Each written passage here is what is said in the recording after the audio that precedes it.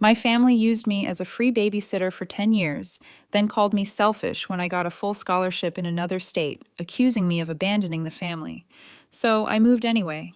They disowned me. But 5 years later, they were calling and begging for help. My name is Lori, and if someone had told me 10 years ago that I'd be living across the country from my family, completely cut off from them, I would have laughed. Not because it seemed impossible, but because back then I couldn't imagine a life where I wasn't constantly needed, constantly available, constantly responsible for everyone else's children. I was the middle child in a family of 5 kids. There was Jessica, 3 years older and floating through life without a care in the world. Below me were the twins, Maverick and Maya, age 8, and baby brother Tyler, just 5. My parents worked demanding jobs. Mom as a nurse pulling 12-hour shifts. Dad as a supervisor with unpredictable hours. Looking back, I can see how it started. It wasn't malicious, just convenient. Jessica had her mall job, her boyfriend, her social life. I was quiet, responsible, and apparently had nothing better to do than babysit whenever needed. Lori, can you keep an eye on the kids while I run to the store? Became, Lori, I'll be back in a few hours, which eventually became, Lori, you're in charge until we get home. No discussion, no asking if I had plans, just assumption. The first time I realized how deep I was in this hole was during junior year. I was in the library working on a college application essay when my phone buzzed. Lori, honey, I need you to pick up the twins. Mrs. Henderson called in sick, so there's no after-school care today. I looked at my half-finished essay. But Mom, I'm working on college stuff. Can't Jessica. Jessica has work. You know that. The twins are waiting. I packed up and drove to the elementary school. The twins climbed into the back seat of the beat-up Honda my parents let me use for family emergencies, which apparently included any time they needed chauffeur service. That became the pattern. School, then immediately pick up kids, help with homework, make snacks, break up fights, coordinate baths, read bedtime stories. By the time my parents got home, around 8 or 9, I was exhausted. Thanks, sweetie, Mom would say, heading upstairs. You're such a lifesaver. Dad would ruffle my hair. Don't know what we'd do without you, kiddo. No payment, no acknowledgement that I had just worked a 6-hour nanny shift. No recognition that I might have had plans or homework or a life of my own. Meanwhile, Jessica saved money from retail for college, went to parties, dated guys, lived the normal teenage experience I was apparently too responsible to deserve. When I mentioned this, Mom just sighed. Jessica's different, Lori. She's not as mature as you are. We know we can count on you. Translation. Jessica gets to be young and irresponsible, but you're the dependable one, so you get to be an adult at 17. When Jessica left for college, there was no discussion about redistributing responsibilities. Just assumption I'd fill the gap. Senior year became a blur of missed opportunities. Couldn't join clubs, couldn't take SAT prep, couldn't go to homecoming because Tyler had the flu and Mom was working doubles. There will be other dances, she said. Family comes first. I returned my dress clothes and bought groceries instead. My guidance counselor started pulling me aside. Your grades are good, but colleges want well-rounded applicants. I wanted to say I was well-rounded. I could change diapers, help with calculus, mediate fights, and cook for 5 all in one afternoon. But professional, unpaid nanny probably wasn't what admissions committees wanted. One night, filling out applications for local schools, Tyler knocked on my door, clutching his one-eyed stuffed elephant. Lori, I can't sleep. Can you read me a story? I looked at the application, then at his hopeful face. Sure, buddy. As I tucked him in and read Dr. Seuss for the 100th time, I realized something that made my chest tight. I love these kids, genuinely, deeply. But somewhere along the way, love had become obligation, and obligation had become a cage. The turning point came in February of my senior year. Jessica called home in tears. She'd failed 2 classes and been put on academic probation. She needed to come home to figure things out, which really meant move back into her old room and have Mom and Dad support her while she worked at the mall again. The day she returned, lugging suitcases and dorm decorations, I was making after-school snacks for the twins. She dumped her stuff in the living room and surveyed the house. God, this place is a mess, she said. What happened to keeping things clean? I gestured at Maverick building Legos and Maya doing homework surrounded by art supplies. Kids happened. Kids that someone has to watch. Jessica shrugged. Well, now that I'm back, maybe I can help out sometimes. Sometimes.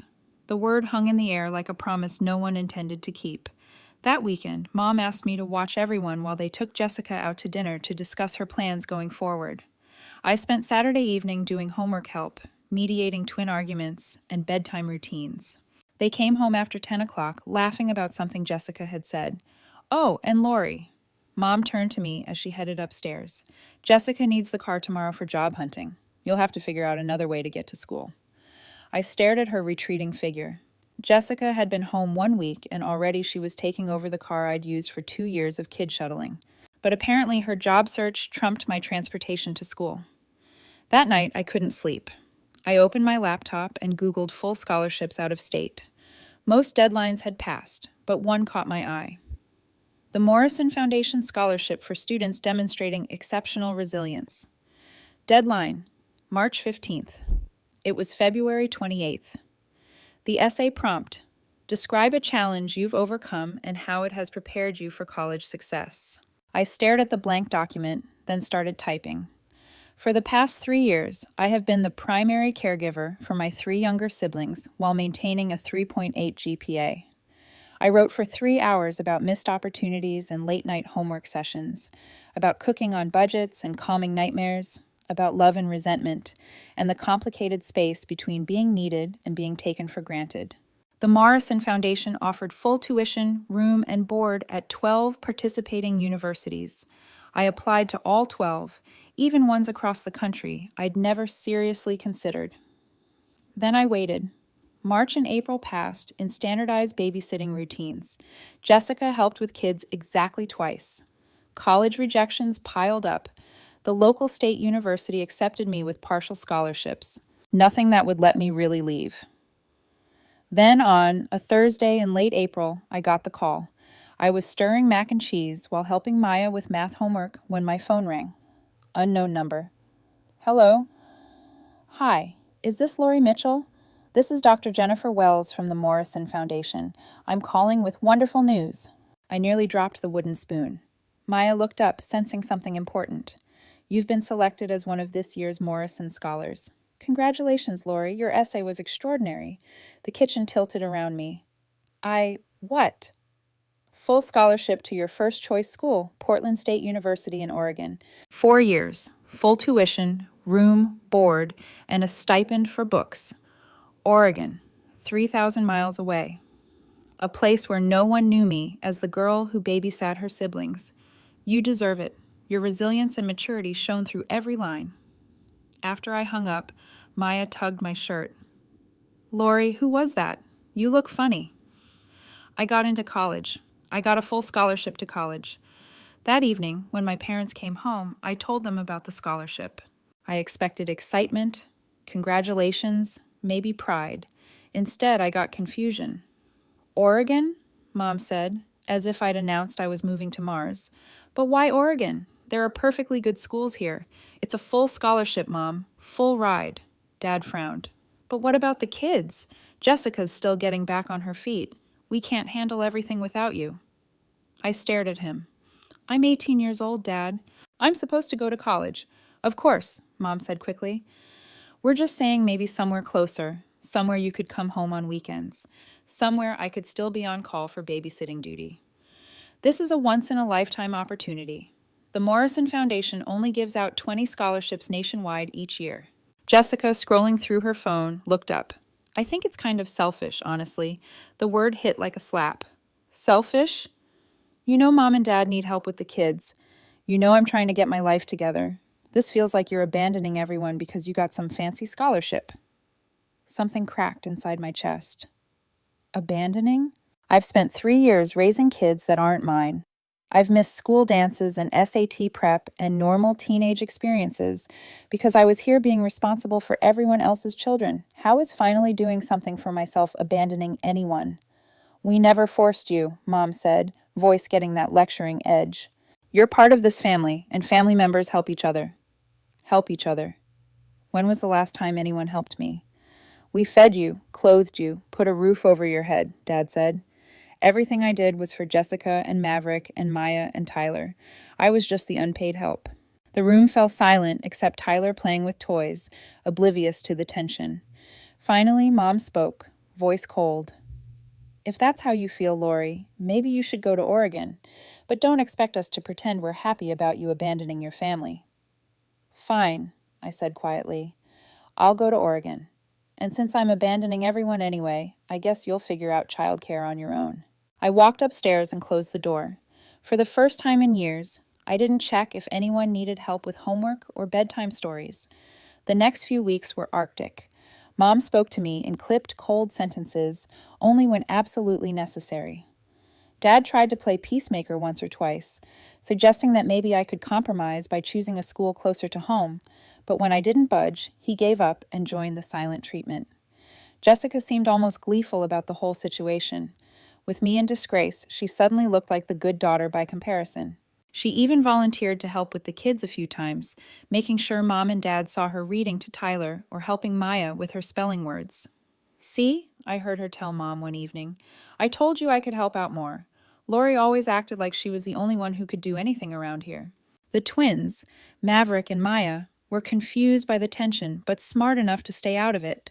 Tyler, at 5, just knew that everyone seemed angry, and that Lori wasn't reading him bedtime stories anymore. I spent those weeks preparing for my escape. I researched everything I could about Portland State, about Oregon, about being a college student 3,000 miles from home. I applied for a campus job and looked into student organizations I might want to join. I started buying things I'd need for my dorm room, with money I'd saved from my part-time job at the local grocery store. 2 weeks before graduation, Mom cornered me in the kitchen. Lori, this has gone on long enough. You're being ridiculous. I continued making my sandwich, not looking up. I'm being ridiculous? Yes, this whole Oregon thing is a tantrum. You're upset about some imagined slight, and you're punishing all of us for it. I set down the knife I'd been using to spread peanut butter and finally looked at her. Mom, in the past 3 years, how many school events of mine have you attended? She blinked. What does that have to do with anything? How many? I've been to plenty of your events. Name one. Silence. I made honor roll every semester for 3 years. I was in the National Honor Society. I gave a speech at the Academic Awards ceremony. I was selected for the peer tutoring program. You missed all of it because you were working or because someone needed to watch the kids. Lori, you know how demanding my job is. You went to every single one of Jessica's volleyball games. You went to her homecoming dance pictures. You threw her a party when she got accepted to college, even though her grades were terrible. Mom's face flushed. That's different. How? Jessica needed more support. She wasn't as naturally responsible as you. So I got punished for being responsible by being given more responsibility, and Jessica got rewarded for being irresponsible by having her responsibilities taken care of for her. It's not punishment, Lori, it's family. No, Mom. Family is when everyone contributes. Family is when parents take care of their children instead of making one child take care of the others. Family is when a teenager gets to be a teenager instead of being a built-in babysitter. I picked up my sandwich and headed toward the stairs. Where are you going? Mom called after me. To my room to work on scholarship paperwork. You know, for the opportunity I'm being selfish about by accepting. Graduation day was awkward and tense. My parents came because not showing up would have looked bad to the other parents, but they sat stiffly through the ceremony and left immediately after without suggesting we go out to celebrate. Jessica, who had been working at the mall that day, met us at home later. How was graduation? She asked, not looking up from her phone. Fine, I said. Cool. That was the extent of my family's acknowledgement of my high school graduation. 3 days later, Mom found me packing boxes in my room. You're really doing this, she said. It wasn't a question. Yes, we've decided that if you go to Oregon, you shouldn't expect to come back here for holidays or summers.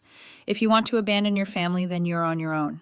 I looked up from the box of books I was packing. Are you disowning me? We're not disowning you. We're just making it clear that if you choose to leave, you can't expect us to welcome you back when it's convenient for you. So you're disowning me. Mom's mouth tightened. Think of it however you want, Lori, but don't come crying to us when you realize how hard it is to make it on your own. The morning I left for Portland, only Tyler came downstairs to say goodbye. He was still in his pajamas, clutching his stuffed elephant. Are you coming back? He asked, his 5-year-old face serious. I knelt down to his level. I don't know, buddy, but I'll miss you. He hugged me tight. And for a moment, I almost changed my mind. Almost. But then I remembered that Tyler's hugs, as much as I love them, weren't worth sacrificing my entire future. Take care of yourself, okay? Be good for Mom and Dad.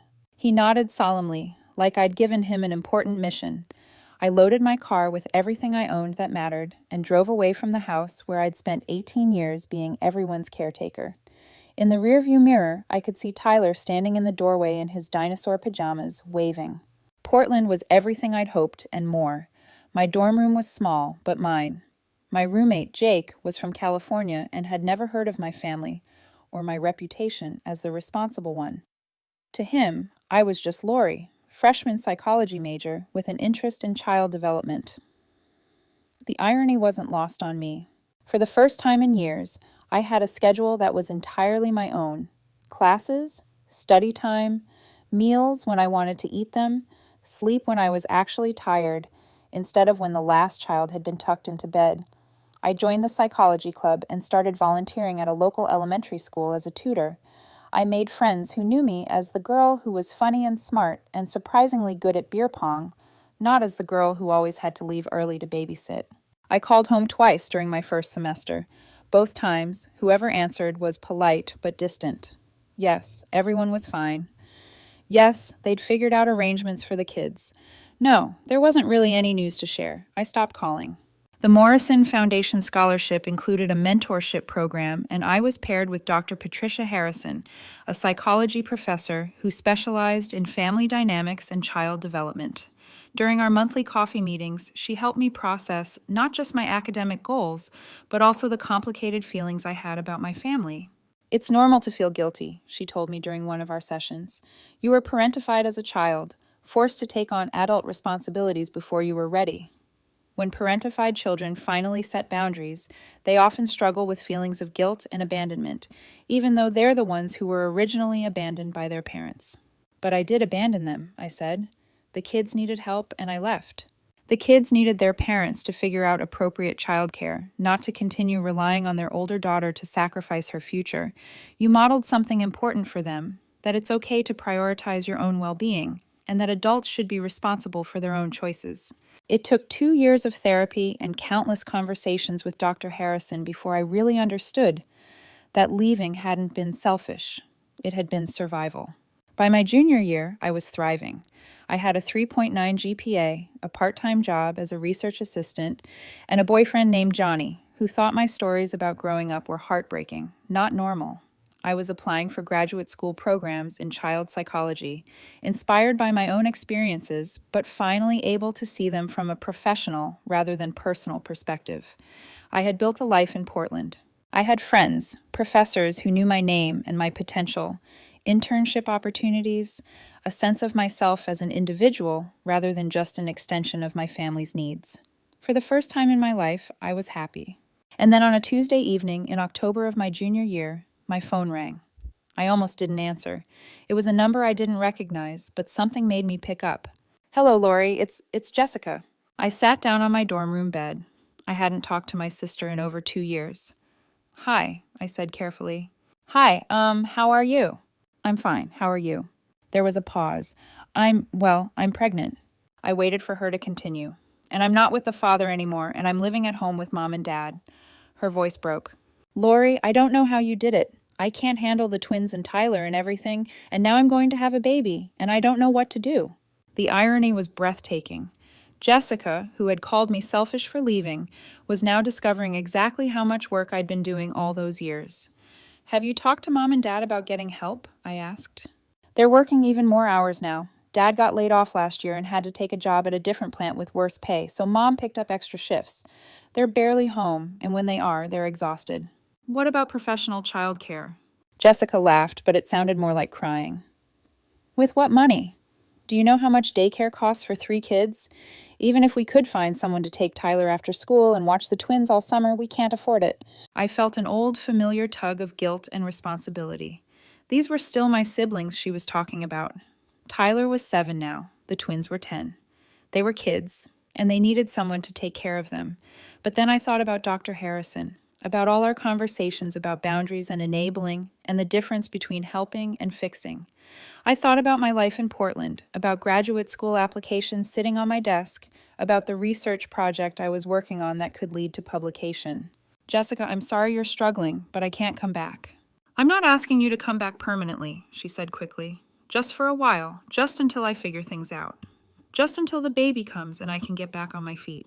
And then what? You'll be a single mother with 4 kids to take care of instead of 3. How is that going to be easier? Lori, please, I'm desperate. I was wrong before. I know I was wrong. You weren't selfish. I get it now. I'm sorry. The apology I'd wanted to hear for years, but it was coming at the worst possible time for the wrong reasons. Jessica, me coming back, Shani coming back won't solve the problem.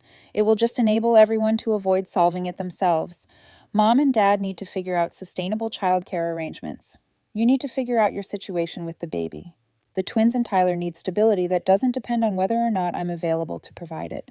So you're just going to let your family fall apart? There it was. The manipulation I'd been expecting. My family's problems were my responsibility even from 3,000 miles away. My family fell apart years ago, I said quietly, when our parents decided that one child's future was less important than their convenience. When you called me selfish for accepting an opportunity that could change my entire life. When I was disowned for refusing to sacrifice my education to be your permanent babysitter. Jessica was crying now. Lori, please, I know we messed up, but we need you. You need help. You don't need me specifically. There are resources, Jessica. Look into state programs for single mothers. Look into sliding scale childcare. Look into family support services. But don't call me asking to resume a role that nearly destroyed me. I don't know how to do any of that. Then learn. The same way I learned how to take care of 3 kids when I was barely older than Maverick and Maya are now. The same way I learned to fill out college applications while working essentially full-time as a nanny. The same way I learned to build a life for myself without any support from the people who were supposed to love me unconditionally. After I hung up, I sat in my dorm room for a long time. My roommate was at his girlfriend's place, so I had the space to myself to process what had just happened. Part of me wanted to buy a plane ticket home, the part that had been trained from childhood to fix everyone else's problems, to sacrifice my own needs for the greater good of the family. But a larger part of me, the part that had grown stronger over the past 3 years, knew that going back would solve nothing and cost me everything. I called Dr. Harrison instead. Lori, she said, her voice warm with concern when I told her about Jessica's call. How are you feeling? Guilty and angry and relieved.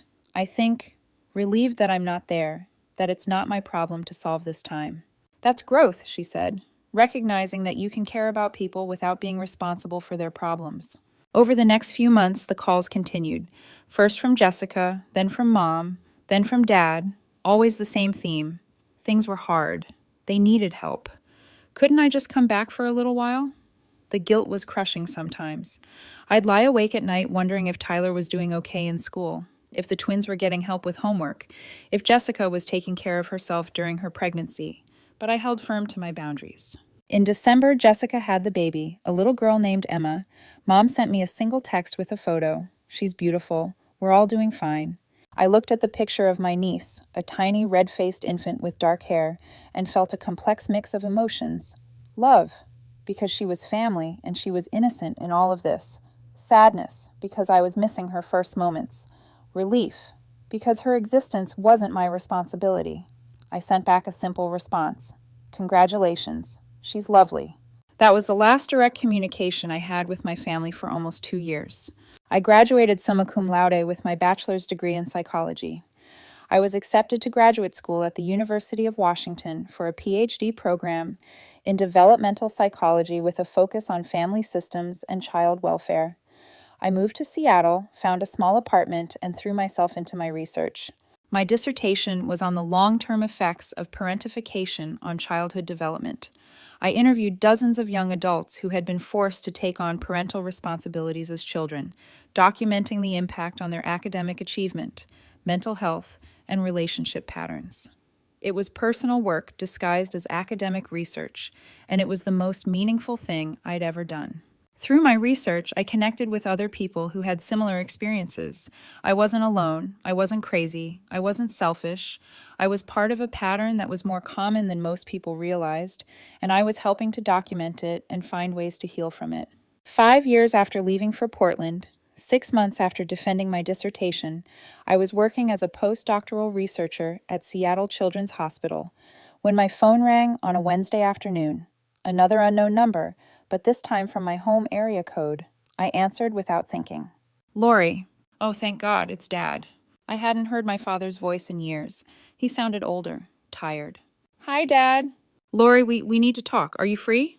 I was in the middle of analyzing data from a study on trauma-informed childcare practices, but something in his voice made me pause. I can talk for a few minutes. What's going on? It's your mother. She had a stroke last month. She's not doing well, Lori. She's in a rehabilitation facility, but the costs, and someone needs to coordinate her care, and Jessica's overwhelmed with the baby, and Tyler's having problems at school.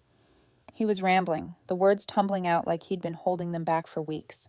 Dad, slow down. How bad was the stroke? She lost some mobility on her left side. Her speech is affected. She's going to need ongoing therapy and probably long-term care assistance. I'm sorry, that must be really difficult. There was a pause. Lori, I know we haven't talked in a long time. I know things ended badly between us, but we need help. Jessica can't manage everything, and I'm working 2 jobs just to keep up with the medical bills. The twins are in middle school now, and Tyler's struggling. And what are you asking me, Dad? Could you come home just for a while, just to help us figure out what to do? The old familiar request, the old familiar assumption that my life was flexible, that my priorities were secondary, that my value to the family was as a fixer of problems I hadn't created. But this time was different. This time I had 5 years of distance, a PhD, a career, and most importantly, a clear sense of who I was beyond my family role. Dad, I'm sorry about Mom. I really am. And I'm sorry you're all struggling, but I can't come back. Lori, please, I know we made mistakes. You disowned me. Mom told me I was selfish for accepting a full scholarship to college. None of you spoke to me for 5 years. You don't get to call me now and ask me to fix problems that were building long before Mom's stroke. We didn't disown you. We were hurt that you left. You were hurt that I stopped being your free childcare. Silence. Dad, I love you. I love Mom. I love all my siblings. But loving someone doesn't mean sacrificing your life for them, especially when they've made it clear that your life doesn't matter to them. Your life does matter to us. Then why didn't it matter 5 years ago? Why didn't anyone care that I was missing out on normal teenage experiences to be a full-time babysitter? Why didn't anyone care that I was passing up local colleges to get an opportunity that could change my entire future? Why didn't anyone support me when I finally tried to build something for myself? There was a long pause. Then Dad said quietly, "We were scared. We didn't know how we'd manage without you." It was the first honest thing anyone in my family had said to me in years. Dad, that was your problem to solve, not mine. I was a kid. Kids shouldn't have to manage their parents' inability to handle their responsibilities. We know that now. Jessica told us. She told us how hard it was. She couldn't do it even for a few months. She said she doesn't know how you managed for years. I felt a flicker of validation followed immediately by sadness. It had taken my family 5 years in a crisis to recognize what I'd been trying to tell them all along. I'm glad Jessica understands now. But Dad, I can't fix this. I have a life here. I have a career, research commitments, responsibilities of my own. I can't just drop everything and come back to being the family problem solver. What are we supposed to do? What millions of families do when they face medical crisis? You research resources. You contact social services. You look into respite care and home health aides. You figure out sustainable solutions that don't depend on one person sacrificing their life. We don't know how to do that. Then you learn. The same way I learned to take care of kids when I was 17.